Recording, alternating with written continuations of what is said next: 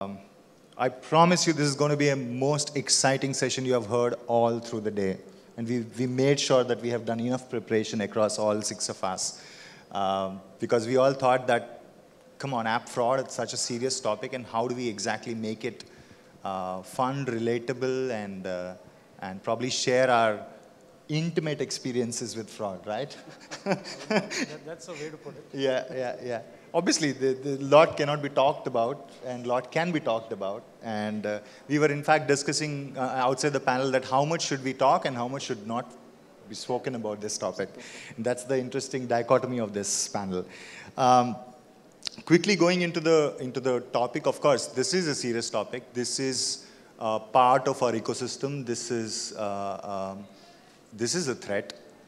It is affecting a lot of marketing dollars getting pumped into each one of the clients' marketing campaigns, which is going to affect all of us in the room. Because at the end of the day, as Sahil put, who is the aggrieved party here? The client who is paying money for something which is actually not true, non-existent, or sometimes malafide, done intentionally on hitting or making sure something wrong is paid for, which otherwise should not have been paid for.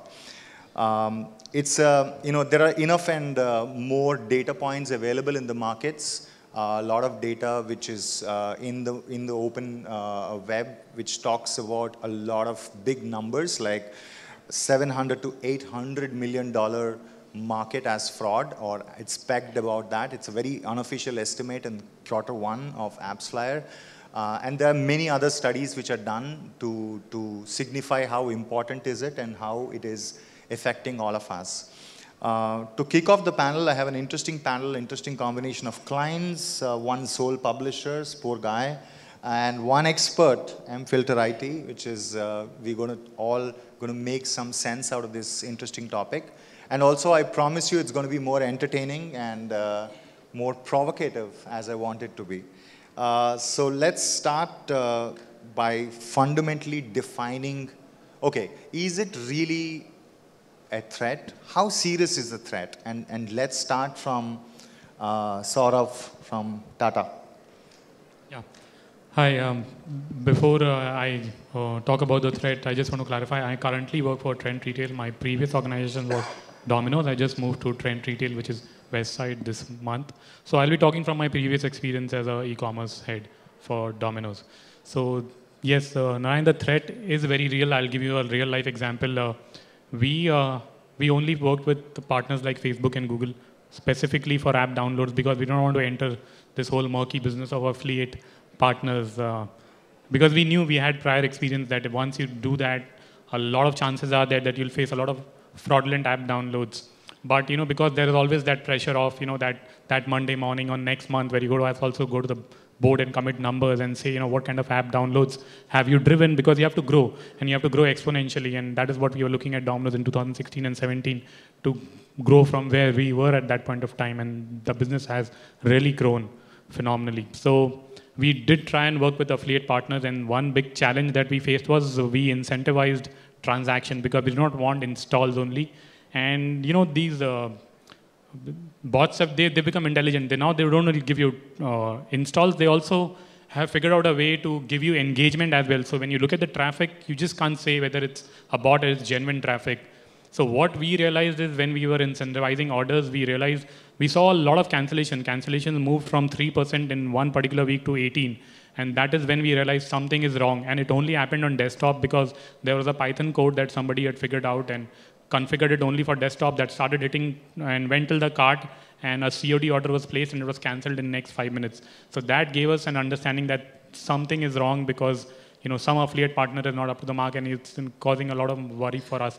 So when we further looked out of the partner, identified data, sat through it, we realized who the affiliate partner was, and we stopped working with them. And we again went back to Facebook and Google. See, again, then the publishers also have to take that kind of effort to keep their inventory clean if they want brands to come and work with them. So obviously the threat is very real because those kind of cancellations going up send alarm bells ringing throughout the board. So they never want us to again work with affiliates. So again, our marketing dollars were then again limited to Facebook and Google. No wonder we have so many IT engineers passing out. So they have to write more Python code, I guess. Clyde. So it definitely is a threat. I think depending on where you are in the industry, I think for me as a publisher, especially a young publisher just up and coming, right, in the Indian scenario, it becomes very important for me to establish myself as a credible source, right? And the moment you have app fraud as a very serious topic, and we take it seriously, especially because there's a brand associated with it as well. Truecaller is all about stopping fraud on your cell phone, and then if our advertisers or clients that actually believe in the platform are facing it as well, it becomes a serious credibility issue. What we have done is that we've taken a call and we've said we're not going to run any CPI campaigns at this point in time till we understand the entire ecosystem, till we understand what measures we ourselves can put into place, be it via third-party service providers or be it via tech that we can adopt ourselves in order to curtail it. But when I was on either sides of the business, I think it is something that definitely gets brought up in every meeting, every review, right? Even if you're on the agency side, on the product side, or on the publisher side. Sahil? Hey, good evening, guys. So I'm Sahil. I head growth marketing for Times Internet, and as you know, we are India's largest digital company. Having said that, 3 statements I'd like to start with. This is for sure a cat and mouse game. As advertisers, we are at the bottom of the funnel. So the fraudsters move first. Platforms and specialists then come in, and then you have advertisers who are sleeping till the time they don't see something wrong. So that's the first statement, cat and mouse. Secondly, who do we blame for the app fraud? Because let's look at the ecosystem, right? You have a platform, third-party platform, you have specialist platforms, you have advertisers, you have ad exchanges, ad networks, affiliates, then you have publishers and sub-publishers. So who do we blame? Typically, nobody is going to take the onus of fraud. At the end of the day, evaluate who's actually getting hurt here. The money is going from the advertiser side. So I would like to believe the onus of making sure app fraud does not happen with us, minimization of ad fraud happens, is primarily with the advertiser. Platform specialists are there to help us. And obviously, whatever measures the ad networks and partners can take, you can't really have any hand in that. And you know, typically, we have tried a mix of all acquisition channels. Fraud happens in such ways that you will not even get to know. So let's say you run with a partner who's giving you stellar performance. Now suddenly you feel this partner is delivering scale, it's delivering quality, it is comparable to organic. But how many of you have evaluated your organic channel at the same time? Are you seeing a dip in your organic performance? It might be possible those organic installs are actually going to that partner. And we are not really looking at it because the marketeers are not deep diving into data. And quite honestly, 2 years back, this scenario did not exist because we didn't know of fraud. So I have some interesting cases. You know, we worked with APK channels, which are non-Google Play. And obviously, you will have our arguments to say, this is low cost, this is high quality, you need to go beyond the realms of Google and Facebook. But at the end of the day, when we look at the data and suddenly see 10,000, 20,000 installs coming, but the location is Russia, or the location within India is just one center, let's say Pune. Dhiraj will throw more light on it. And then you know something is wrong. So, you know, at the end of the day, how we are approaching this as a problem, there is no single reliance on third-party platforms for us. We have built our own internal analytics engine that we call GrowthRx. This helps us get an additional layer of intelligence on top of what an apps flyer, an AppsLR, a tune would give us. So right now we are thinking of it as a sieve. The first layer is the Google measurement. The second layer is the third party. The third layer is our own tool. And at the end of the day, we realize that roughly 70 to 90% of the installs are fraudulent. But again, you can't really blame an ad network. You can't blame a publisher. You have to do what is right for you. So like Sourav mentioned, maybe not working with partners is one of the routes. For us, I believe that we want to make sure we are not paying for the fraud installs, but we are paying for the clean traffic. Times of India has enough money to produce whatever they want to make. Yeah, that's fine. Money spent wisely goes a long way. Of course. So Mahip, as of course, you know, being Flipkart and being in the acquisition area, you know, they have a different challenge. You guys have a very different challenge of maintaining LTVs and maintaining a lot of other. So how do you see this whole thing, and what are your experiences in dealing with fraud? So essentially, if you ask today, we are sitting on 250 million odd installs, right? the question would be how many of those guys essentially are active if you drive, X million of installs month by month. And I think fraud plays a very, very important role in understanding that it is your efficiency which gets affected. When I say efficiency, it is not only money that is going spent, but also how many users are coming back to you from the same installs when you are driving from X sources, right? I mean, thankfully, Sahil covered most of the things on sources, but what I would like to say is fraud always existed, right? It's just that we have defined fraud today. Thankfully with tools like, Mfilter, Protect 360 and so on. But I think for us, I think it's very, very relevant because as far as you keep getting users who keep coming to you and transacting, I think this will still be critical and I think we'll still be focused on. So Dhiraj, as an expert on the panel now, and you're probably the most qualified and you make a living out of it as running Mfilter. Maybe in initial years of internet when, your fraud traffic or your traffic issues were just, oh, your bounce rate is too high, so your quality is too poor. Where have we come from there? That we have come a long, long way from there, right? What kind of frauds arise and what kind of issues you deal with? Maybe a minute and a half, just cover that for us in terms of, and for the audience, what are the kinds of frauds you see and what do you do about it? Yeah, absolutely. So we started about 2.5 years ago, and at that time we were the only ones talking about performance marketing fraud. It seemed very weird initially for advertisers, I'm getting performance, how can that be fraud, right? It doesn't make sense. I mean, I can understand brand marketing being fraud, but how can performance be fraudulent? Well, guess what?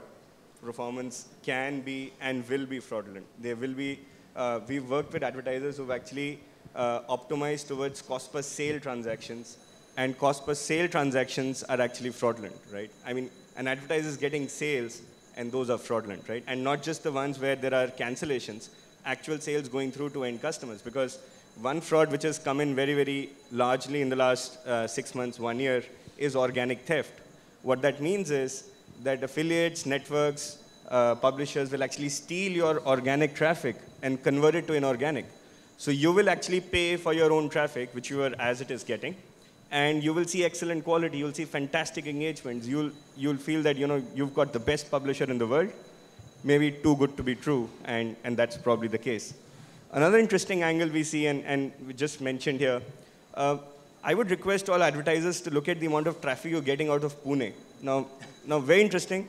Pune is a reasonably large city, of course, but we are seeing advertisers getting 20% to 25% of their traffic out of Pune. Now, that does not make any sense. Well, what makes sense is that in India, most proxies, VPNs, data hosting centers are actually based out of Pune, which means that most of them are actually bot traffic coming out of China, Hong Kong. Vietnam is becoming a hotspot, and they're routed through proxies out of Pune, and hence you're seeing Pune, right? I think it's issues like these which start, when you deep dive into data, you can see. I'll touch one more interesting fraud. Sahil talked about APK installs. You'll be surprised at the amount of time your Play Store campaigns will get converted to an APK campaign. And you'll see a big divergence between your attribution platform numbers and your Google Play Store numbers, or your iOS App Store numbers. And that's all fraud. That's all, a bulk part of it is where your publisher has converted a Play Store campaign to an APK campaign and is just driving APK installs. And you lose out on valuations, you lose out on your page rank increases, et cetera, and you might be screwing up with your agency and your SEM and so on, while the issue might be on ad fraud. So I'll just summarize it in this way. If you're getting performance, that does not mean that you don't have fraud. Fraud is consistent. Fraud will always be there. There will be enough loopholes and gaps for people to exploit. That's why we made this tool to help advertisers in, so we eat, breathe, sleep, fraud detection. And that's why we try and help advertisers remain slightly ahead of the curve. We've been hacked a lot of times, but I think that's what is required, that when we see this happening, we're able to fix this, resolve this, and make sure advertisers get more confidence in the campaigns they're running. Is there somebody selling you home loan? No, right? Okay. jokes apart, the only worry I have is how many in this room are working for a CPI network or an affiliate or do some CPI campaigns in their companies? Oh, that's very small. Interesting.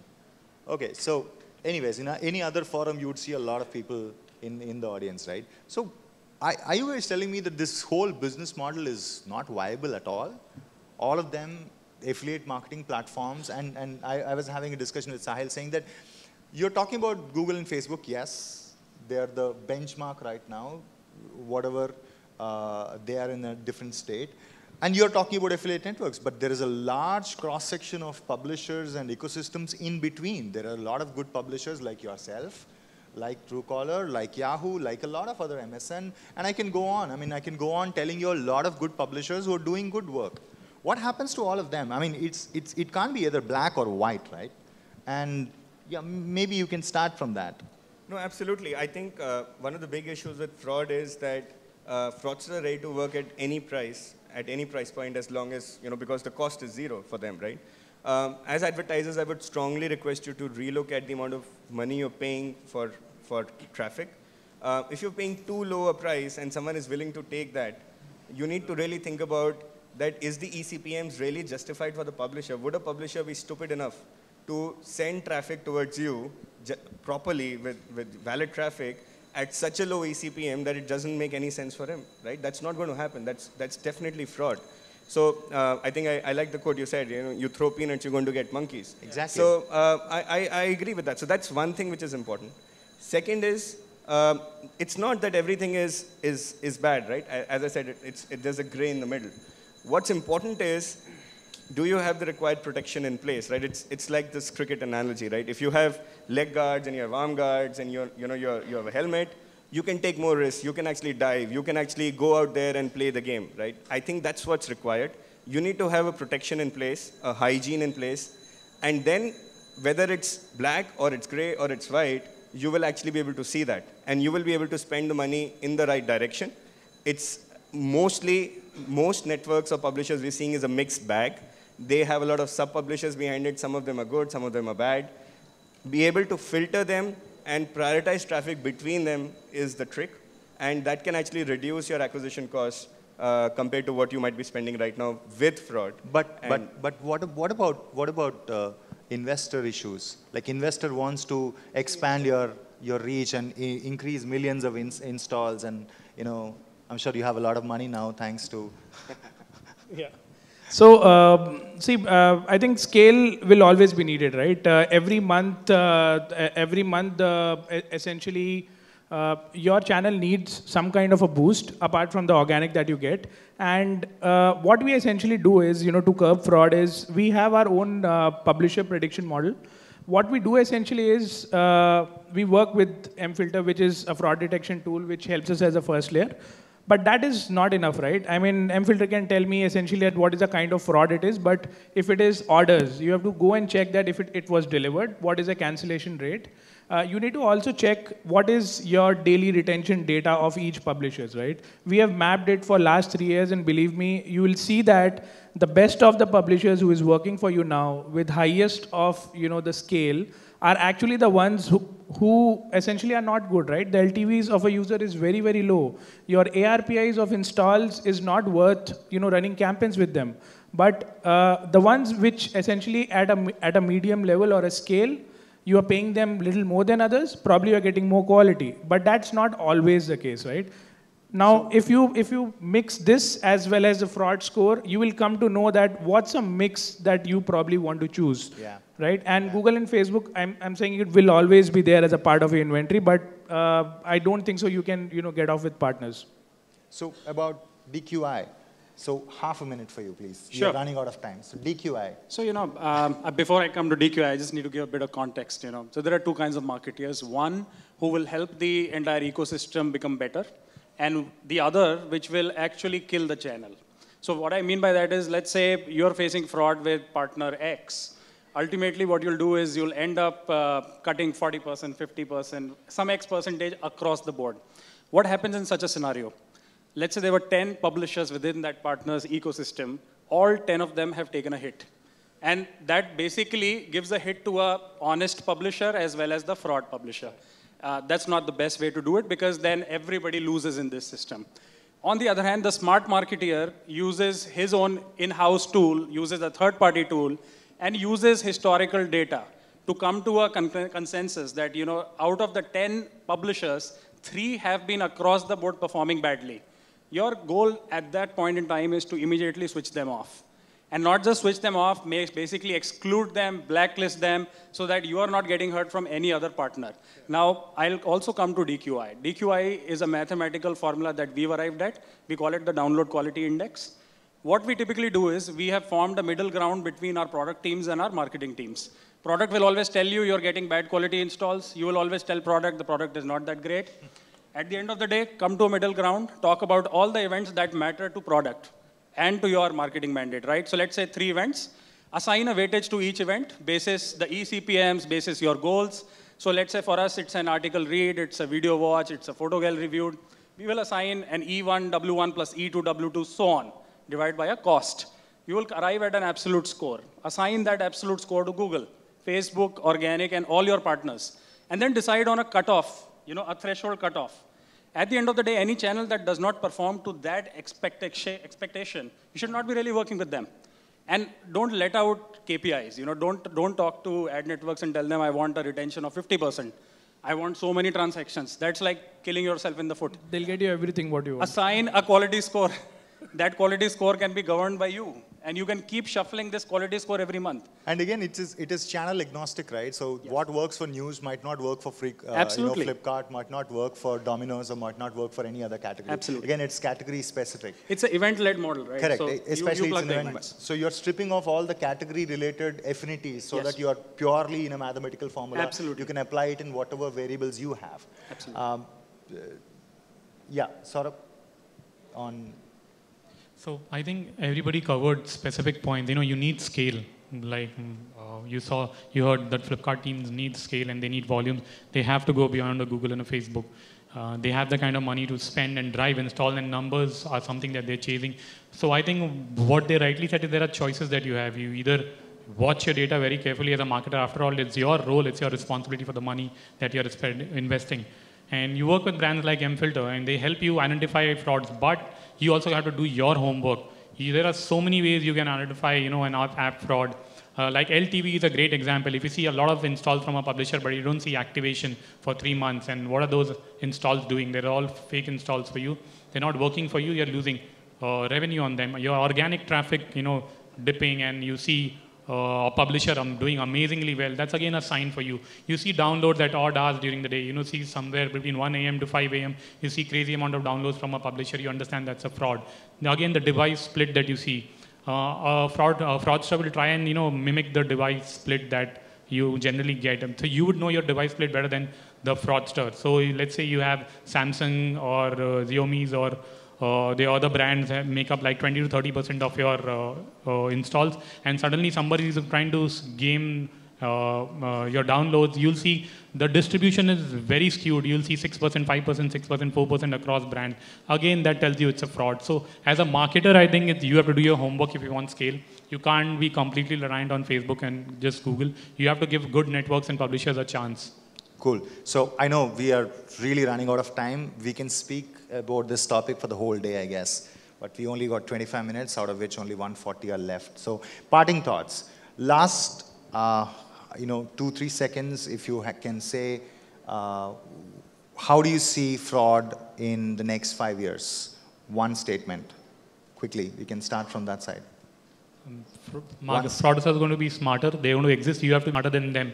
Just maybe one step ahead of them. Cool. Okay. I think a lot of regulation is needed, definitely, from within the industry and outside of it. And we need to partner with our advertisers as well in order to achieve it. Sahil? I don't know about fraud, but we'll be smarter. At the end of the day, that's all that matters. Somebody has to be smarter. Okay.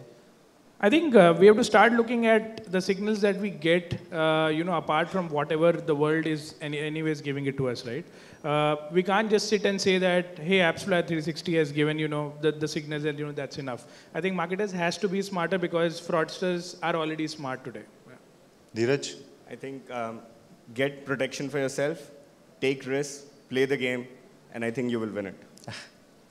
So, we at FreakOut, I don't think we do any performance campaigns at that level to even try do fraud. So we are both publishers and advertisers at the same time sometimes. But interestingly, our take is let's be honest in terms of how to approach the whole business, and because that's the legacy we're going to leave to the next incoming generations of people which are coming in. Fraud, I guess I will agree with Dhiraj and Sahil and others on the panel that fraud will still exist for some time, and we got to get more and more smarter and smarter than we are right now. Just some parting thoughts. Yeah. Please update your SDKs. Yeah. If you're using AppsFlyer, AppsLR, whichever platform, they are coming out with new updates. Unfortunately, your app cycles are slower. Correct. That will always be a problem. Move to platforms like React, which are going to be faster, send off updates. Make sure you demand transparency. Don't request it, demand it. So if your partner is not telling you which sub-publisher you're working with, there's a problem somewhere. At the end of the day, if they're not doing fraud, why will they hide anything? Yeah. And third, get into your data. Get micro, granular details on data. So spend the first 2 hours of your day looking at your reports from yesterday. It'll help. Yeah. Last but not the least, I think we as an industry is going with a lot of technology and a lot of pressures from all sides. One thing I wanted to leave everybody as a thought is it's not just about big publishers. All the bad, publishers are not bad. All affiliates are not bad. There are some really good affiliate companies you can work with. You can have to choose them carefully. And it's not just about, of course, you're all working with Google and Facebook. You'll still continue to do as advertisers, but the ecosystem has to still grow. And the internet outside of them is also growing, and it has to get equal chance. And in a camaraderie way, I mean, Google and Facebook are our partners too, and we work with them very closely. But then we also have to grow the third front, which is all the other internet, which is outside of them. Thank you, ladies and gentlemen. You've been a great audience. I don't think we have time for questions. Okay, Rohit, he's the boss.